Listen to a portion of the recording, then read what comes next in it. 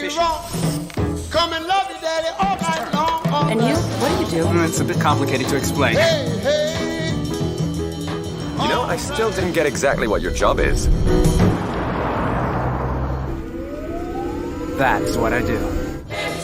New Renault Arcana E-Tech Hybrid from €299 per month on the road. Winner, Irish Medium Crossover SUV in the 2022 Car of the Year Awards. A grain of rice. A grain of rice is going to tip the scale. Just remember that, lads. There's a small bit of a needle there. Come on, Mayo, you've got to get Andy Moran into the game. Listen back to Oísin, and now they're really roaring. And I can tell you, there won't be a cow milk from County Clare for at least a week. Hello everyone, you're very welcome to the Irish Examiner Gaelic Football Show in association with Renault. My name is Paul Rouse and I'm joined by the former Armagh footballer Oísin McConville and by the former Kerry footballer and manager Éamonn Fitzmaurice. We'll be joined shortly by the former Galway footballer and manager Kevin Walsh to preview a bumper weekend of Gaelic football that's ahead of us. We will be looking at all 4 provincial finals and at 7 matches in the Tailteann Cup. But we will start with the qualifiers. Now, these matches don't take place until the weekend of the 4th and 5th of June, but the draw has already given us a lot to look forward to. Oísin, you look like a man who's in a dark place. Yeah, I jumped out of bed this morning and I was tempted to jump back into it whenever I realised what the draw was. That's not the draw, not to state the obvious, but that's not the draw that Armagh wanted or needed. So Armagh versus Tyrone in the Atlantic grounds. Yeah, it's not the draw we wanted, not the draw we needed. Tyrone and Armagh fed up looking at each other. Both teams hurting from Derry and Donegal defeats. So yeah, I get over it, but it's going to take me a bit of time.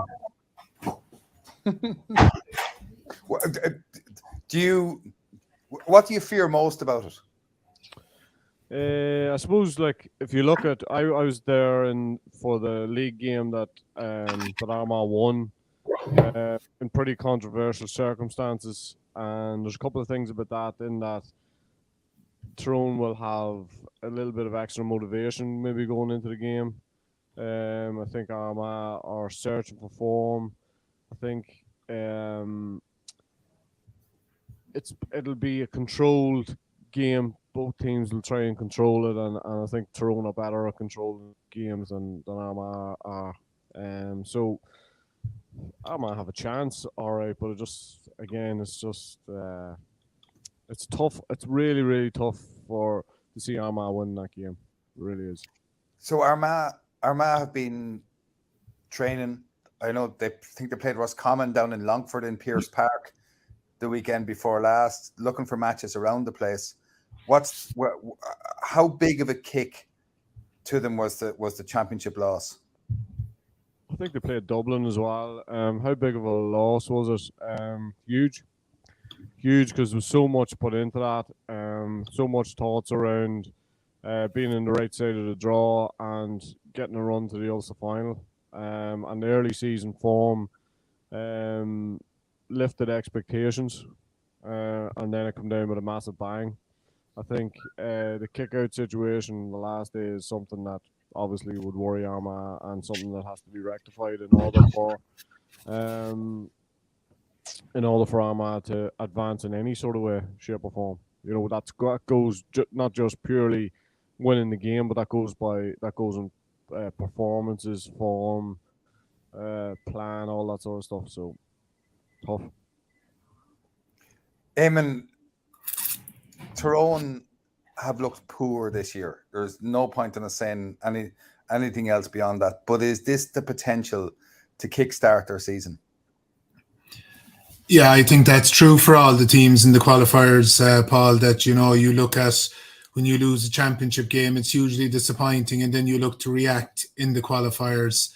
Obviously, if they needed any bit of extra motivation, the fact that it is Armagh is going to give it an extra bit of a twist. But it's okay talking about that, but I suppose the question is, can they react? And have they it in them to react? Have they been able to do enough over the last couple of weeks to kind of address that bit of a malaise that has been there throughout the season so far for them?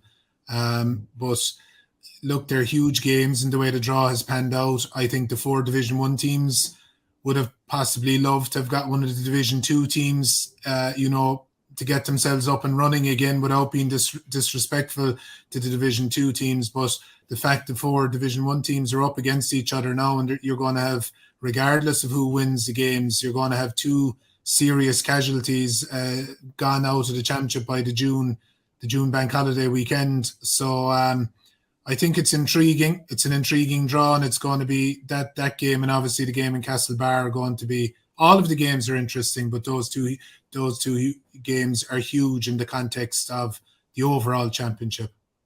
If you were involved in Tyrone, would you bring in a couple of guys from the under-20 team and put them straight into that senior team now to try and find a chemistry there? I think that depends really on the way things are going and have gone for them in the last couple of weeks, Paul. I think absolutely it's a card you could play if you feel that things haven't changed too much since the Derry defeat. I think certainly bringing them in, there's nothing to be lost by bringing them in and having them around the place, throwing them into the football, seeing how they're getting on, and then using the usual parameters. If they're in the top 15, give them a go. If they're in the top 26, have them in the squad. But I wouldn't force it, as in just to throw them in, unless things are very flat altogether and they can't get any reaction out of it, and you're just trying to think of something from left field to get it going. But I think it's a balance. You have to try and trust your squad and your players that have been there, that have done the work all year as well. So there's definitely a balance in that. But some of them, obviously, Rory Canavan was fantastic in that under-20 campaign. But I think he's still underage again next year.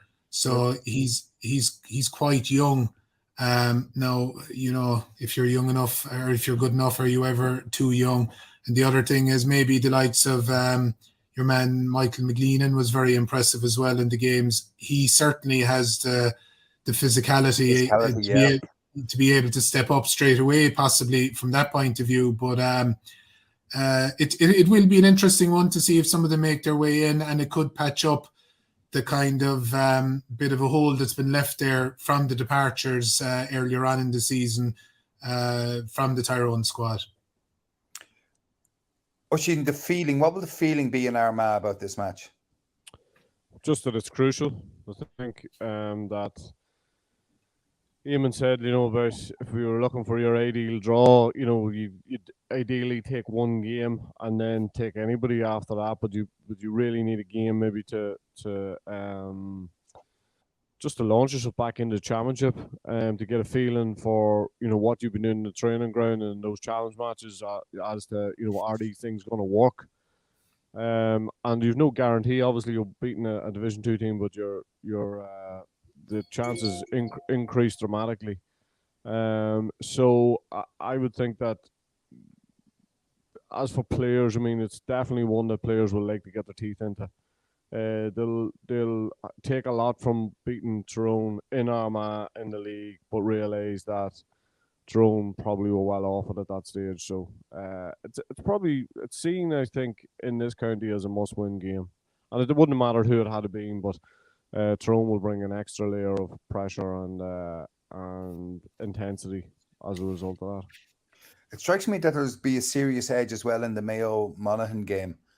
I think both of those counties, I think there was a perception that Mayo could get a run going through the qualifiers and be really dangerous in an All-Ireland quarter-final, but that's a really tough start for them, Éamonn.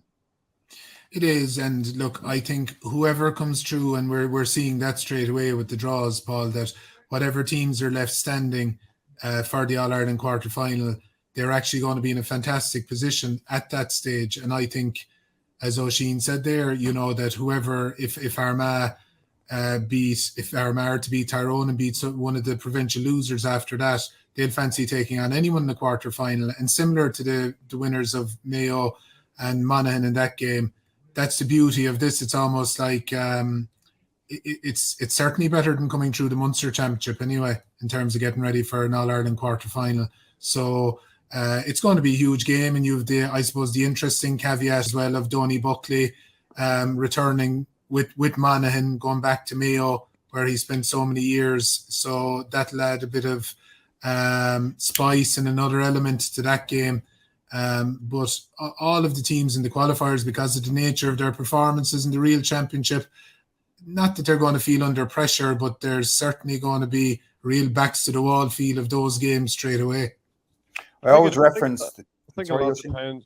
Just think a lot depends on Mayo of what the personnel is. I think the players, who's back from injury, who's going well. I mean, they carried a lot of injuries in and out of the Galway game, and I think you look at the likes of Diarmuid O'Connor and boys like that, and didn't look 100% fit. So that will have given them time to heal and recuperate. But again, how much actual match practice have they done in that time? How much training have they been involved in? So again, you're taking a chance on boys like that. If they're not 100% fit. But I think it's crucial that especially the likes of Oísin, Mullen and O'Hora, they need all of those guys fit, because the way I looked at the Monaghan Mayo match immediately was like McManus and McCarron will get the opportunity to play. They will get the opportunity to use the spaces that they absolutely had no chance of using the last day. So I think that's what makes it maybe. I would already edge towards Monaghan in that game, purely because of those matchups and the fact that McCarron and McManus may feel this is the day to express themselves.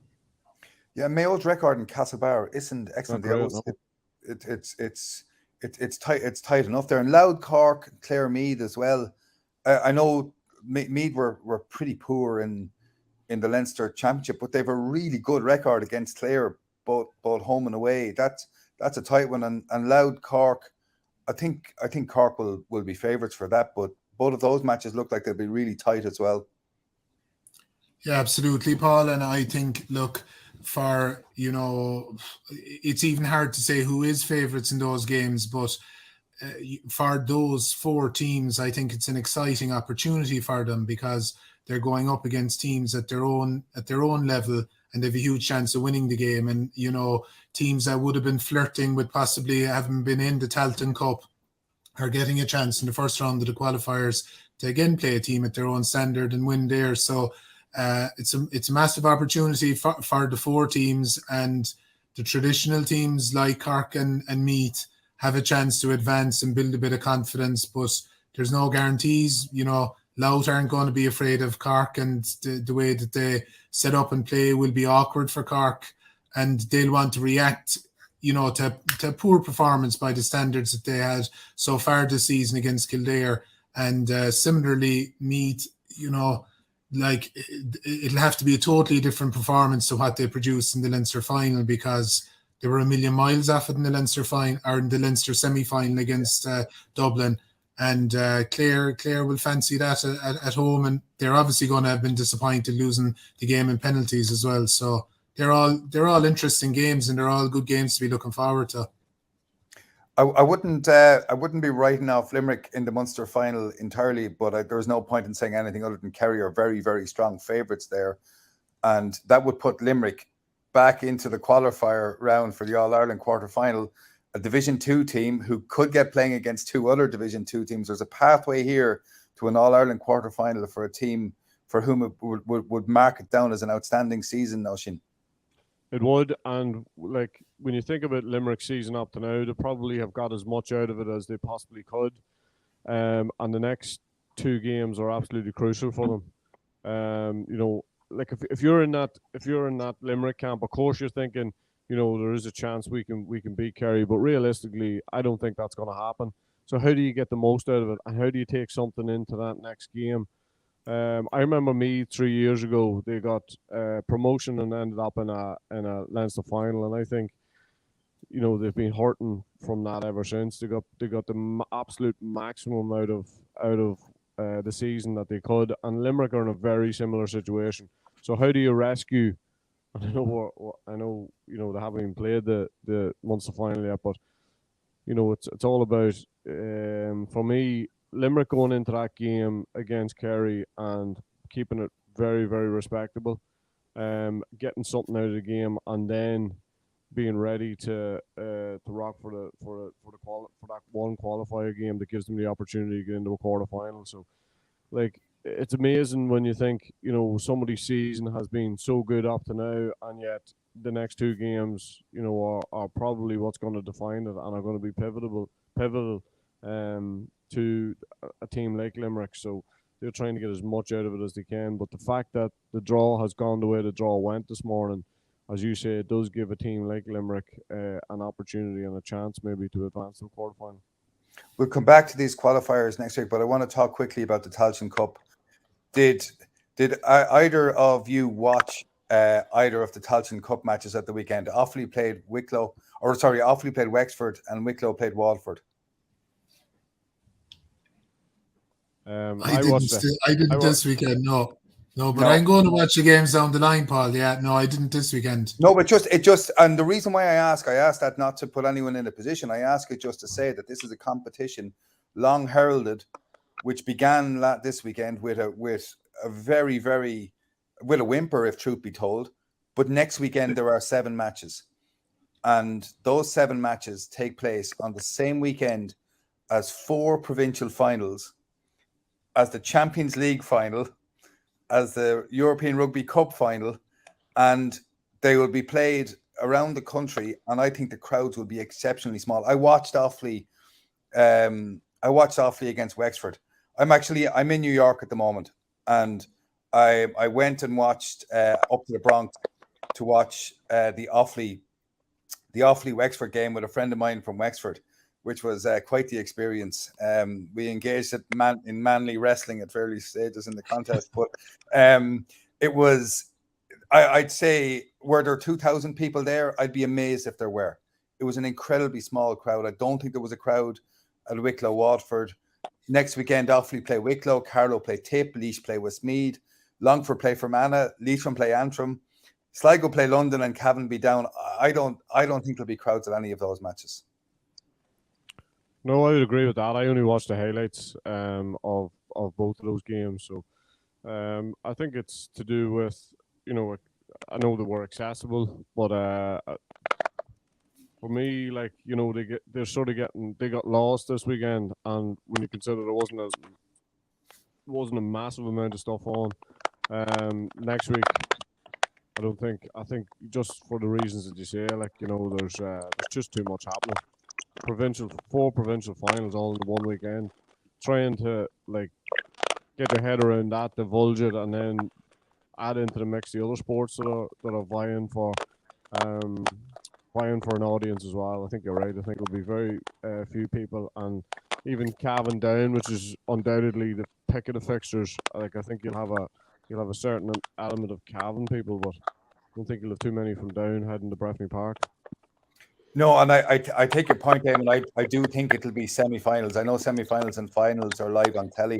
I do think it will be not until that stage that the competition really gets going, and maybe it'll help with New York coming in the round after this. But it feels like the split of the competition, first of all, into northern section v southern section. It just doesn't seem to me to make sense. The logic behind it doesn't seem to make sense.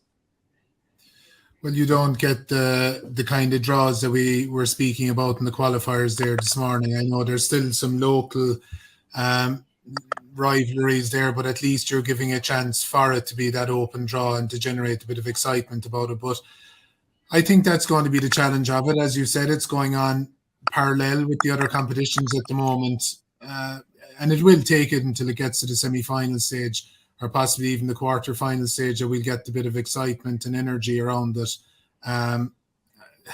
That's probably the short-term pain that we have to take at the moment. But I do think that the commentary around the Tailteann Cup from the media's point of view, from any of the kind of pundits that are talking about it, from players, from managers, it is in general positive. And you'll be just hoping that as the thing goes on, that it will build a bit of momentum. And I'm sure Offaly and Wicklow are happy out this morning, and they're happy out to be looking forward to a game again next weekend. And whoever comes through those games similarly will be looking forward again. So it is a pity it's being overshadowed at the moment, but I do think when it gets to the live TV stuff, the live semi-finals and live final, it'll give it a bit of a profile that it deserves. Yes, Kevin, you're very welcome. Let's talk about the Connacht football final. Galway have not beaten Roscommon in Pearse Stadium in a Connacht final for quite a while. Why is that? Yeah, Paul, it's a nice question starting off. Look, I suppose it's a rivalry. I think Roscommon do tend to get they do seem to save their best wine for the maroon and white. And even back in our own time when we did a good run, we were very, very lucky to beat Roscommon even in a replay in extra time, 1998 as well. So they just seem to have they seem to lift it. They do seem to lift it, and they're good enough. They've good forwards. They will take beating, but I suppose at this point it's the first time in 70 years or so where they've already beaten Galway twice in the same year. So if they go on to make it a threesome, that'll be fairly serious. But look at Galway are well warned. They've beaten the league final. They beat them in the league before that. So you'd expect Galway to come with the best they have. But Roscommon will also come with that. So it won't be easy. Very hard one to call. You think Galway will win, though, don't you? Well, I think they will win. Yeah, I think they will win. I think they're forewarned. I think. I know you said with Pearse Stadium, the home advantage probably if Galway are rightly up first, which there's no reason why they won't be. I mean, even my own time as manager, there's once or twice we've been very disappointed with how we say the lads got themselves up for a particular game. I mean, there was one game there where just the bias didn't seem to be there. So hunger is huge, and I think the lads will tell you that. But there's no reason why the hunger shouldn't be there, and if it's not, you'd worry a little bit. Do you worry about the Galway defence? I think I would have said last time before the Mayo, I'd expected that Galway would go out not we'll say putting bodies behind the ball. They did that. I expected they would have learned from that. So I think they're getting bodies back. I think the Roscommon forwards are better forwards than Mayo at the minute. So it's fine getting bodies back, but it's to know exactly what you're doing. So look, I mean, I do think we have problems in the cornerback area. Again, it depends on how much you're going to hold back to cover that area up. But I don't think that they're fully ready for going man to man back there. So I'd expect that they will try to cover off the Roscommon forwards who are quite good. Is there a tackle technique issue in Galway? To be honest, I think it's all over the country in a way. Look at Paul. It's back to I don't think there's too many people at the minute. The way forwards move nowadays, that if you're left 1v1 against the best forward, I don't care how good a tackler you are, you're going to be in trouble. So I think it's I suppose that's where Mayo probably struggling at the minute, where I think I would have called that as well, where the Mayo opponents are getting quicker out of defense, so they're not getting the bodies back as quick as they were back in the good days of 3 or 4 years ago. I think they're suffering for that now. They have the Kenny O'Connor of 3 years ago. Your Andy Mortons, your Kevin McLaughlin's when he was going really well. Those guys were brilliant tacklers up front. So it slowed the opposition down. And if you can't slow the opposition down and you're left 1v1 in the back early, you're going to be in trouble, regardless of the tackle technique. How do you stop that, Éamonn? How do you try and change a team to stop yourself being exposed at the back? Yeah, no, I think Kevin hit the nail in the head there. The forward pressure is so important. And when you look back to the teams that have been going well over the last couple of years, that Mayo team were fantastic tacklers. The Dubs at their pomp as well, they probably didn't get the credit up front with how good they were at slowing down the opposition coming out. The likes of Dean Rock worked very hard. Bernard Brogan, when he was playing, it was a thing that he brought into his game. All of those forwards, they mightn't have been putting any huge amount of tackles, but their shape was very good. They were good at getting back, slowing the opposition down, getting them down the sidelines, which in turn then allowed the likes of Cian O'Sullivan to drop back in front of his full back line and help them out, or in later times, Johnny Cooper, John Small, and they polished it and finessed it to such an extent that they were able to do it with a rotating sweeper, which they seem to be favouring again this summer. So I think the forward pressure is huge, and when you've got players that are willing to track and harry and put pressure on the opposition, slow them down, it gives you an opportunity to get your setup in place. But as Kevin mentioned there a second ago, if the backs are getting the ball out quick, you are definitely going to be exposed at the back unless you have the permanent sweeper back there. Are you impressed by what you see with Roscommon? I am, and I'm always kind of impressed with them, Paul. I think I always find it hard to not pigeonhole them, but to exactly describe what they are or what they're about. I always find them good. When I came up against them in management, I always found them. They're good footballers, aren't they? They're good players. Good footballers. They have a lot of good footballers. They work hard for each other. They have a good spirit. They have a degree of physicality. I think they can be got at the back, all right, but they have six forwards, and I think, again, to go back to what Kevin was saying about Galway's system that they used against Mayo, where they had Dylan McHugh and Kieran Malloy as those kind of double sweepers coming in from their positions, holding their positions. How that works the next day, if they deploy it, will be very interesting, because with Kieran Murta and Cathal Hennigan, they're not players that you can cheat off that are playing half forward for Roscommon. So if they're cheating off them, especially the likes of Kieran Murta and Cathal Hennigan, I know he's a bit younger and maybe not as experienced, but they could go to town on you. So what Galway do there will be interesting, and I'll be curious to watch that myself. But I have been impressed with Roscommon, and I always am. But like I said, I always find it hard to describe exactly what they are. Kevin, when last week or last time we had a podcast, Oísin talked about players being coachable, and I was thinking about that for the last while, Éamonn, and I was thinking, do you think there are players who are not coachable? Yeah, there absolutely are. Yeah,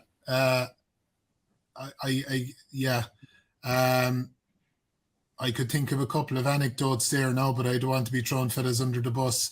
But yeah, there are, and some players are beautifully uncoachable in that they're so good and they're so instinctive that they do the right thing most of the time anyway. But you have players then that need to be coached and need to be coachable, but they just find it very hard to take the instruction on board, or they take it on board and they work very hard in it, and then when they cross the white lines, it all goes out and they go back to type. And regardless of how many video clips you show of them, and especially positive clips of them doing the right thing in training, possibly, they find it hard to transfer. So I think it comes back to the coach then to find a role for them, bearing in mind the attributes they have rather than trying to change them possibly. Oísin, were you coachable?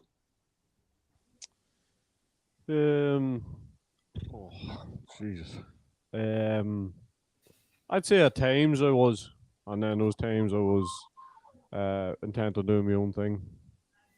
I think it came down to if I felt the thing was right, if I felt in my own head that what I was being told, there was merit in it. But I had a great way of making up my own mind on a lot of things. So it was up to you. So you were the kind of the manager of the team then? Is that how you saw this? Absolutely not. I actually, believe it or not, people wouldn't believe this, but I was actually quite easy to manage, I think. But on the coachable side of things, I'm not so sure. If there was something that I didn't like, I wouldn't necessarily totally disagree with it or be a voice about it, but I would still probably do my own thing. You listened to your brother Jim when he told you to stay out of contact with Seamus, so Yes. Yeah, You're good to take instruction sometimes, Oísin. advice. Yes, I was good at taking advice, and that was sound advice, believe me. And what would you do now when you're managing Inniskeen or managing DKIT, and there's a player who's doing their own thing? How do you approach it? I think video clips is great now. I think showing a player the visual stuff is the way to go for me. Just telling somebody that they're doing something wrong, it's not really having that. I find it's not really having that impact. So to have the video evidence to back up what you're saying is crucial. Even to fill them, fill the messages, with the visual is for me is probably the only way to go on it. At what point do you give up on someone, though? At what point do you kind of go, actually, this, it does not matter what I say. It does not matter what I show. This person is not going to change. I don't know if you ever really give up. I think, like, if as soon as you go into a club, like if you go into a club or a college and somebody say to you, listen, this guy here, he's not worth the hassle. In my head, I'm always saying, no, I'm the person to change him. And you find 6 months down the line that you can't change them, that they were right all along. But I don't know if in order to give up on somebody really, at club level or college level, I mean, you have to have a bit of ammunition behind you. So sometimes you're stuck with the individuals that you have, and you do your best, as Éamonn says, maybe find a role where they're maybe not getting in the road as much as they have been or something. But is that where it's different than county level? You've a bit more leeway to say to somebody, well, look, this just isn't working out. You're not playing the way I want. Yeah, 100%. Or like if they're not contributing to the team or the squad, it's going to be kind of obvious to everyone, and that's where you need competition within the squad, and you need fellas pushing on. And if there's a player there for X amount of years and they're stagnating level or at a club, you'll always find some role for them that they'll make a contribution in some game somewhere along the line. But at county level, you probably don't have the luxury of that. You just have to keep going and keep trying to win games. So if someone isn't able to do what you expect of them, generally they'll end up going by the wayside. All right. And have you had that experience that Oísin has talked about there, where you thought, someone says he's not fixable, I'm going to fix him, and has it actually just not worked for you? I'm sure it has. I can't think of anyone off the top of my head, but I think the other thing can happen as well, where there's huge satisfaction if everyone tells you not to bother with a person, and you find something for them, or you find some link with them that you end up getting something out of them that maybe they didn't even realize they had themselves. And I think that's the kind of the fulfilling side of coaching. But of course, the other one is there as well, and where everyone then is almost rubbing their hands in glee, waiting for you to fail because they told you all along. But no, if you manage to get something out of someone, it is very fulfilling, and I think there's been probably a couple of experiences like that as well. Kevin, coaching Galway and coaching club teams and coaching basketball, etc., have you had that experience of Galway? Sorry, we've lost Kevin there. We'll leave that for a second. In terms then of when you go to select a team, do you tend to get lured then by the work that you've put into somebody and by the improvements that they've made, and do you tend to give someone like that the benefit of the doubt, Oísin? I find with picking teams, I would be lured by the fact that I've seen something in somebody, and there's a huge amount of potential there, but that potential has never actually come to the surface. But you're waiting and you're hoping that today is going to be the day. So that's the one I would be lured with. Not so much, I would be more than willing to admit defeat if it's just not happening for somebody. But the one I'd be lured with is the prospect or the potential for somebody to really ignite at some stage. And I've had my fingers burnt on numerous occasions with that one. And in the context, obviously, in the context of this, we're looking at teams being built. So Limerick, I think Limerick have done an unbelievable job, or Billy Lee has done an unbelievable job in the last couple of years. They've obviously set out to get themselves fit. They've set out to develop players, and he's built a really good team, Éamonn.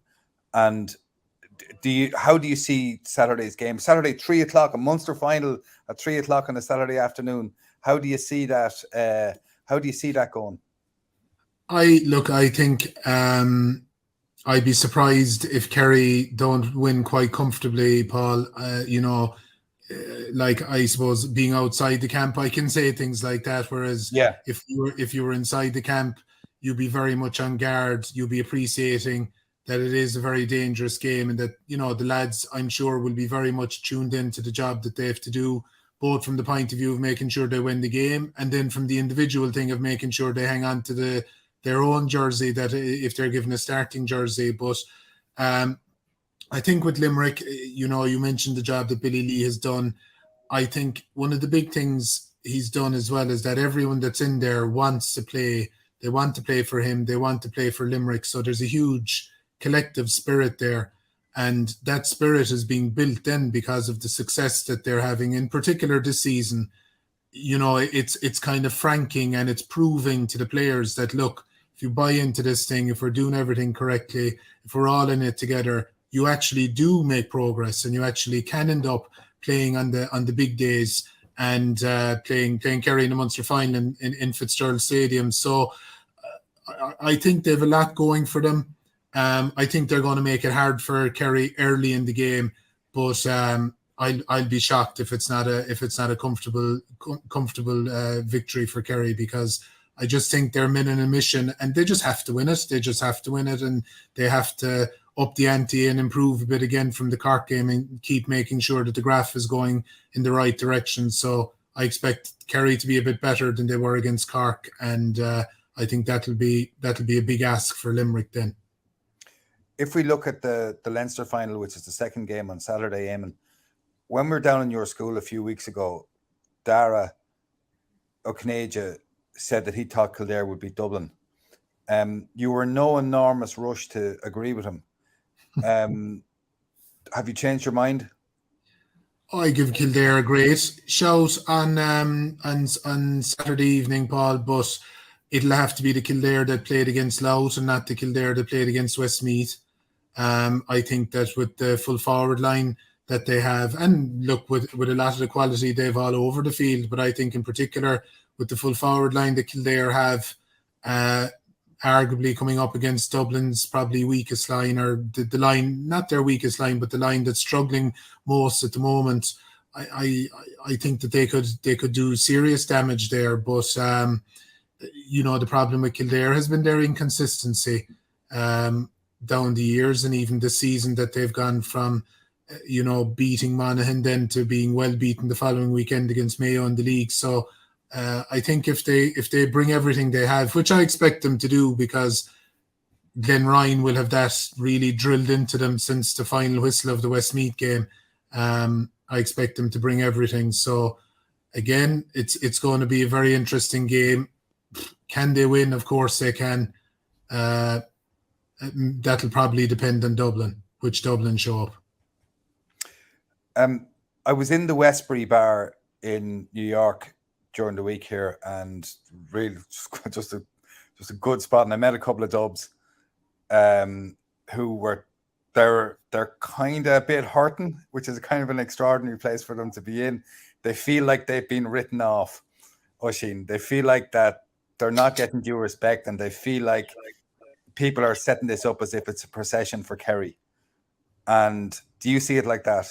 Do you understand where they're coming from? That must be nice for you, meeting the Dubs over there, saying you're Dubs' #1 fan and have been for a long time. I think there's absolutely no doubt that not only are supporters in that hurting, but I think players, and I think there has been a definite change of mindset, body language, everything that you would associate with a team that is used to success. But they still have their feelings. And if Dublin are going to win an All-Ireland this year, or even advance to an All-Ireland final, I mean, they're still going to have to improve hugely. But at least now there's a semblance of a plan as to the way they're setting up, and I think the way the forward line is moving, and how dangerous they are, and that they have, 5 if not 6 real threats up front that you have to deal with on any given day. So I think that added to the things that we always associated with them, which was the physique and the athleticism. So I mean, like, as much as they have been written off, they've been written off for a reason, and the performances just have not been good enough in the last 18 months. And they are, as I said, they're sort of, it feels as if they're crawling and working as hard as they can to get right back up there. But that's going to be difficult. It's going to be very difficult to reach the heights that they reached. But maybe they don't need to reach those heights anymore. Maybe they don't need to be as good as they were, because I think that the chase and pack is maybe not as good as it has been in the past either. So as much as, we've written them off, they still have an incredible chance to still have a massive say in this, and even go ahead and win an All-Ireland, because they say that, like, all the great modern teams who, say for example the Kerry team that won the 4 in a row of 78 to 81, came back and then did 3 in a row after a couple of years. The Kilkenny hurlers didn't get 5 in a row but came back. Your own team, Oísin, I read something that you said in 2011 where you talked about how you've been beaten in the Armagh quarter. You said it in 2012. You've been beaten in the Armagh quarterfinals in 2009 after winning whatever 46 or 47 championships in a row. And you said that the team came back and never trained harder, and that it was absolutely horrific what you did. But defeat was such a shock to the system that once you got over it and you trained hard, you got everything back on. The diet got right again, the training got right again, and you won 2 All-Irelands. Is that what Dublin are at now? Yeah, I think there's a real potential for everybody to take a step back and have a look in at what, was being achieved. I think there's times where you sit back and you sort of feel sorry for yourself, and you think, I probably need a break from this, but you're willing to keep going. And then when you do get a break, you realize, I didn't need a break. I don't want a break. I want to be challenging there all the time. And I would say that that's where Dublin are right now. And I think it makes you look at yourself individually first and foremost. But I think the biggest thing is that as a team, you're able to come together. And to be honest, in the situation that we were in, there was guys who weren't able to come back because they weren't able to give, what everybody else was given. And I think, you find out who's on your side, you find out who's willing to go again. But I think the biggest thing is it completely refocuses you. And you have a look from the outside in rather than from the inside out. And I think when you're doing that, then you get the chance to properly analyze performances and you're even just right down to individuals' lifestyle and what they're doing differently than they did 3 or 4 years ago. Because winning does make you soft, and it can only be small little bits, just ebbing away or eating away at your timekeeping or little things like that, and all of a sudden, you get beat, and then you take a step back and you refocus. So I think it helps to refocus the minds, and I'd say that that's absolutely where Dublin are right now. The one question mark is that just a quality issue. Is there enough quality in that Dublin team to actually go ahead and win an All-Ireland? I say I have no doubt that they'll be challenging. Nobody particularly want to play them, especially if they keep improving the way they are. But I'm just wondering, have they got the quality to finish the job? Oh, what I will say before I came out here, I met a couple of Dublin players, and they were fairly wound up. They're really anxious, and I mean anxious in a good way. And I thought they looked incredibly fit compared to seeing those same players last year and seeing the players in general. I think Dublin are much fitter this year than they were last year, and I think that would be interesting to watch as well. Kevin, do you rate Kildare? Yeah, I potential wise, yes. And apologies, my sound went off there. Not at all. Yeah, potential wise, I do rate Kildare. But Éamonn hit the nail on the head. Consistency is a key. I would have thought coming towards in the league that Kildare would be in the right position to take out Leinster. They're there, but I'm still going to go for the Dubs. I'm changing my mind on that because quality is an issue for the All-Ireland. The McCaffrey is gone, Mannion is gone, Cluxon is gone, Michael Darragh is gone. I'm not so sure that they fill those positions. Quality-wise, I don't think they're as good as they were. But like Oísin said, I'm not so sure they need to be as good as they were. So they're right up there with a good chance. If Kildare bring their A game, they're capable of beating anybody. But I just don't know in the league final or a Leinster final in Croke Park. Dublin they've got all the. I've said this for the last 2 or 3 years. They've got the pitch. They've got a lot of things going for them, and the confidence has come up, which is really, really important. You look at Con Callan come back, Merchant coming back. A few lads like that are starting to just make it tick again. So I rate Kildare, but I think Dublin will take it out. You were mentioned as a potential manager of Kildare and a potential coach of Kildare, and was it a job that you would have liked to have done? Potential wise, yeah, it's a team that you'd like to have a crack at, to be honest. You'd like to make them more consistent. And like consistency is a key thing to win any All-Ireland, But they have, look at the players, Flynn, all the Flynns, they've got great, they seem to have very good players, whether they're consistently working or making it work for 70 minutes, that's the question. So any team that has that ability, it's a great challenge for any manager or coach to put that together. So it looks like to me the credentials look to be there. But again, you don't know, like there's always something been said to me as a young fella, you don't know anybody until you work with them, or you live with them. And that's when you see the personalities coming out when they're under pressure. So you'd like to spend a bit of time. I'd love to spend a week or two with them in the Connacht camp or somewhere and bring them into your trench and see what happens. So, but potentially wise, they look to have it. But yeah, there's a team you'd like to work with. The way you said that, Kevin, I don't want to I want to put words in your mouth. Do you suspect there's a brittleness there? Look at unless it's in every team, unless you prove consistency, and how many teams can you say over the last number of years don't have a bit of brittleness?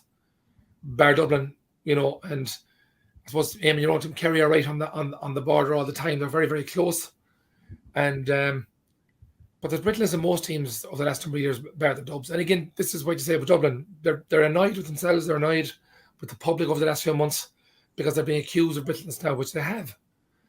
So that's the hunger. I think that hunger is going to drive Dublin to prove people wrong. So there's brittleness everywhere, Paul, including Offaly. we coasted on Saturday. Yeah, I heard it. Coasted. But it's specifically on Kildare, though. So yeah, Offaly seem to have played Kildare nearly every second year for 20 years in the Leinster Championship, and we have ordinarily lost. And I see Kildare forwards in particular when they play against Offaly, who look really good when they've got a bit of time and space and they kick points from loads of different places. And then you see them in a little bit later on in the competition and the squeeze comes on. And two things strikes me about them. They seem to me to take shots from extraordinary positions, number one. And number two, they don't seem to me to work hard enough. And then they do it. And it comes back to that question, and your sound broke down earlier. Do you think those things are coachable? Do you think that this is something you can change in a person? It's very difficult, Paul. And like, just go back to your point about my own point about either living with somebody or working with them. The reason that is the case because that's the only place you're going to see anybody under pressure. At some point, if you're working with somebody or living with them, the pressure will hit. And I suppose that's the only time you're going to see how people react to pressure. So it's lovely Kildare or any other team kicking 19, 20 brilliant points when there's no pressure on. When the pressure's on, that's when you're going to see. So coachable, that's very difficult. It is really very difficult. And you've got some superstars in teams that are really, really good, but will they allow themselves to be coached? That's another side of it, because sometimes suppose the type of people we are, we might think we know everything, and we're not teachable, and we don't really allow yourself to be challenged, and that holds back some of the best talented players. But as a team, I suppose, like you're talking about, are you coachable as a team? I mean, you got to put the patterns there, your kick-out strategies. Can all your guys buy into that? And I think Éamonn touched on this.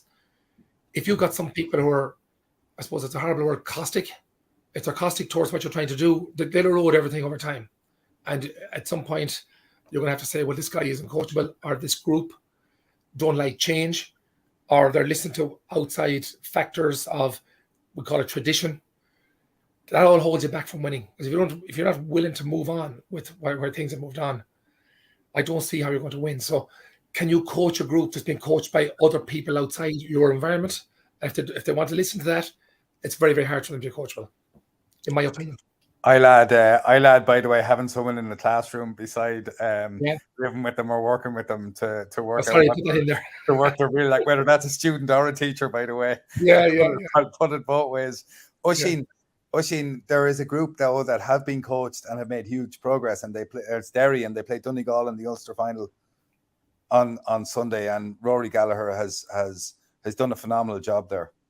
I would say coached within an inch of their life, and I think every single one of them has bought into it, and I think that is an incredibly powerful thing, and I think we've seen that over the last 2 games with Derry in particular, and I think not only just doing things to the letter of the law and the way it would have been prescribed in the training ground, but they have a huge amount of quality as well, and for the first time in a long time, well, this is an obvious thing to say, but the first time that I remember in a long, long time of the goodwill and feeling all being behind Derry and the county team, because it was fractious, to say the least, with clubs, and they just couldn't get along. They couldn't get the right people in the dressing room, as in the best players, and they've managed to do all that, but now they're just playing with such confidence and a belief in every single thing that they do.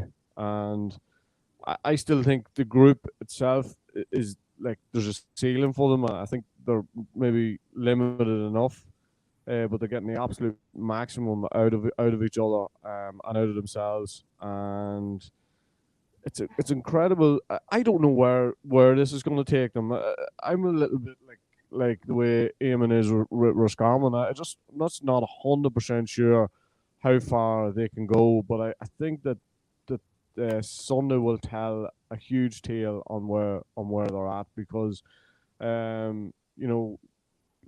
let's face it, Donegal have an exceptional idea of how they're going to set up, and there's a few things that that they'll probably do in order to counteract Derry's strengths and the things that have really worked for them. So that's a huge challenge again, but like any challenge that's been put to them so far, they have passed. But I can't get the Galway League game out of my head. And that thing of being coached within an inch of their lives, it's more than that though as well, isn't it? Because there is consistent direction being offered on the sideline during games. It's not just coaching before games. It's almost like a PlayStation thing from the manager on the sideline who's telling people where to run, which way to go. It's very, very vocal. Would you have liked to have had that? Or would you wish to play it on the other side of the field? Yeah, I would have took myself probably to the other side of the field, maybe. I think the thing about the manager and instructions, there's only so much, there's a lot of shouting going on, so there's only so much that players are going to pick up, and I think that's more about Rory and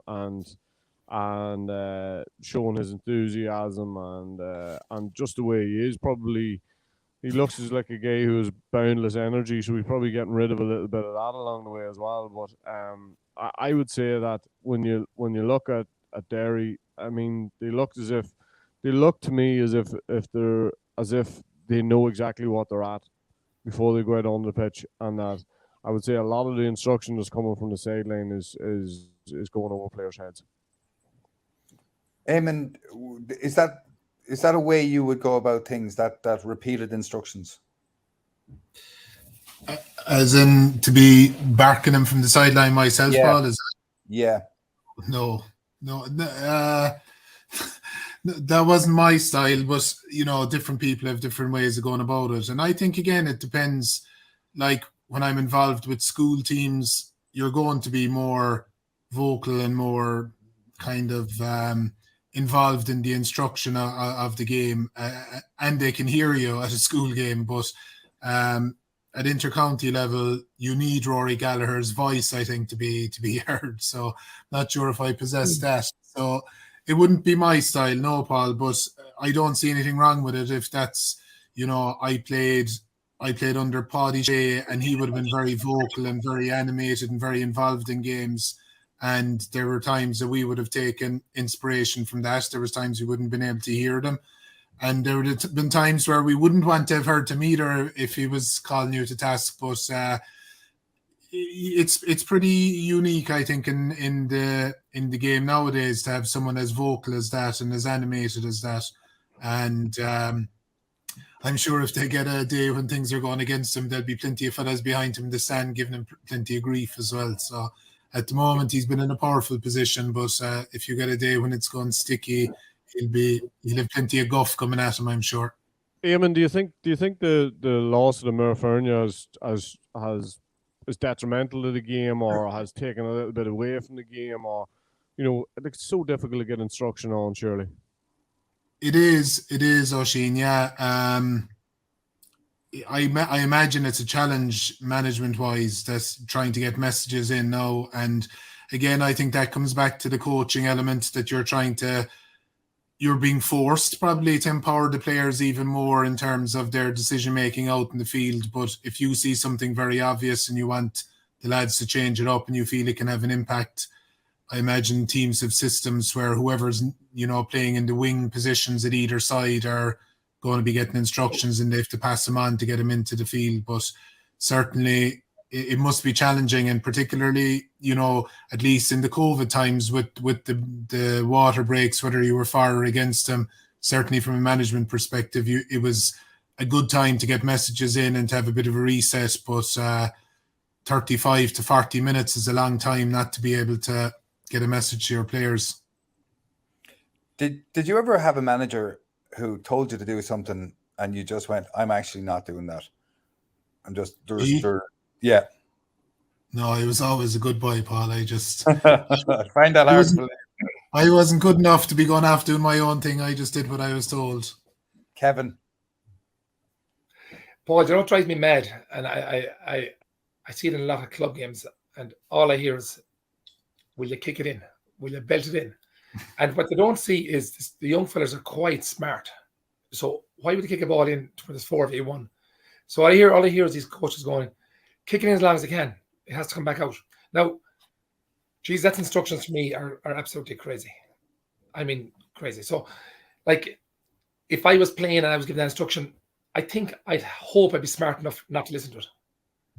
Like, why would you do this stuff? We have to let these youngsters coming through 16, 17, they see stuff. Some of them are very, very good players, smart players, a lot smarter than what we be. But I think this is the old barking that still goes on. And I'd love to see that being cut out to a degree in coaching, that it moves on. And it's fine saying, you know what, he's a volunteer or the clubs are small and they can't get people. But I just find that hard to take that's the instructions being given to young fellas that are smarter to know not to do it. But then they take them to task because they didn't do it. So you see them in half time, and I see boys waving the finger and saying, why don't you kick the ball in? And the poor devils are afraid to say, well, look, it's the wrong thing to do. So I don't know. Look, there's times I'd say you'd have to say, no matter what you're told, if you're being told something that doesn't make sense as a player or a leader, you'd be hoping you might step up and say it's not the right thing to do and just do it without making a big deal about it. But maybe I'm answering the question on Paul. But in your own time playing though, did you ever have a manager at either club or county level and you just thought yourself, this fella has not got a clue? Once or twice. And what did you do? Do my own thing. And did you bring other lads with you? I did. I look at that, Paul. Things have completely changed. I mean, I'm a long time gone. I'm a long time gone away. I know, but principles, management's the same thing, though. It's still principles of teams, and it is. But in fairness, I mean, you spoke about Rory there. Things have completely changed. I mean, the managers, there was no systems. There was no, there was no massive coaching. There was, as things stepped up. I always said when John O'Mahony came in with us, he brought preparation to another level we didn't see before. Massive. But again, at that time, coaching didn't move on too much. That was more about preparation and getting ready for 9 months' time. The coaching hadn't actually moved on a whole pile. But over the last number of years, this has gone to systems, sweepers, it's gone to screens, it's gone to making space, taking people out wide, double teaming, help defense, all the language you use, triple threats. Like, that's all come in the last number of years, and that's all coachable. It has to be coached. I think you don't really need that for teams that are, we'd say, far above the level of competence or good players, because they'll walk through you. They'll walk through a worse team. I'll go back to your pressure, Paul, early on. But it's when it comes tight, that's when the coaching is going to be the big part. And if that's not there,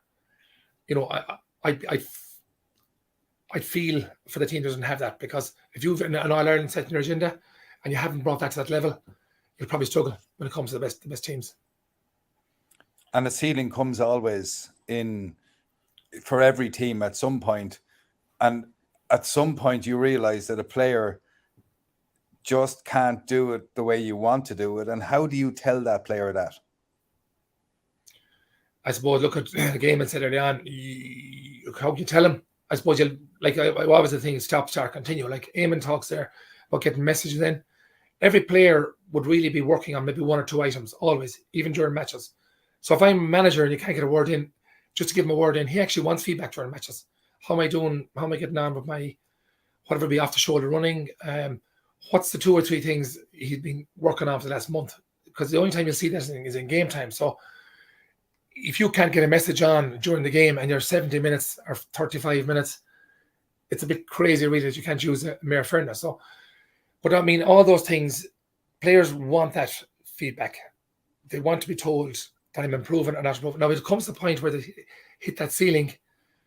Like, you just have to bring out the figures and show them that and say, look, you give you another chance. At some point, he may not be the man to give the job to. But does it not come to the point, though, where you just have to give the players the team? Your job is to set the team up, to put the players in the right position, and then let them go and play. Yeah, but at some point, Paul, if certain players who for the first time or second time are put into that environment, and they might be showing a train they're able to do it, and you'll see under pressure that they're not actually able to get over this line. You're not going to continue with that as a manager. Otherwise, you're going to be falling short yourself. So, that's what we always give KPIs to players, always, and we always update them. And if they struggled, you'd always reset the KPIs every month or so. And if at some point something clicked into a person's game, he wasn't able to get past the ceiling, he'd be told that. And if he couldn't go past that ceiling, then at some point someone else had to go. We'll finish by calling the winners. Both of you, Éamonn and Kevin, call the winners of this week's provincial finals. Oísin, we're going to call the winners of the finals. So call the 4 of them. You go first. Roscommon, Kerry, Donegal, and Dublin. Okay. Éamonn.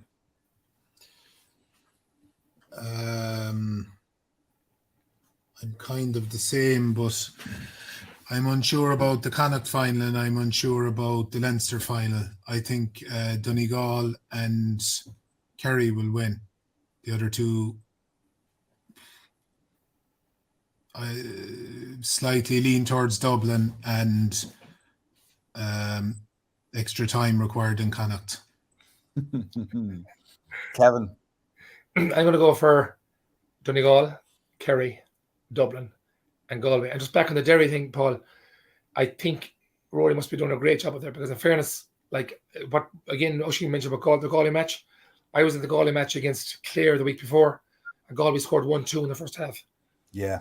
They scored 2-8 in the whole game, and then they scored 3-8 against Derry in the first half in Derry. So whether Derry didn't turn up that day or they tried something new, I'd be hoping for their sake that that's what happened, because otherwise that was a flop. So we're hoping that may not happen the weekend. I don't think it will. I think that the pressure is on them. So when you don't hear another journeyman roaring and shouting in the papers about this Derry team in the minute, he must be doing a great job. So at the same time, I think Donegal will probably hold that one. They'll have too much for them. Yeah, I think that's probably right, and I agree with you. I think Galway will beat. I would beat Roscommon. We'll leave it there, and we'll come back to what is next. We'll come back next week to what is a bumper weekend of football ahead of us this weekend. Thank you to Larry Ryan for running the podcast, to Raf Rocca, to Jack Neville, to Tony Lean for making it happen, to everyone Examiner of Sport, to Johnny the Westbury, to a huge thanks to Renault, and to Oísin McConville, especially to Éamonn, Fitzmaurice and Kevin Walsh for joining us today. Bimmy Turnashkalua. Hey, mama, don't treat me wrong. Come and love you, daddy, all night long. And you? What do you do? It's a bit complicated to explain. Hey, hey. You know, I still didn't get exactly what your job is. That's what I do. New Renault Arcana E-Tech Hybrid from €299 per month on the road. Winner, Irish Medium Crossover SUV in the 2022 Car of the Year Awards. A grain of rice, a grain of rice is going to tip the scale. Just remember that, lads. There's a small bit of a needle there. Come on, Mayo, you've got to get Andy Moran into the game. Listen back to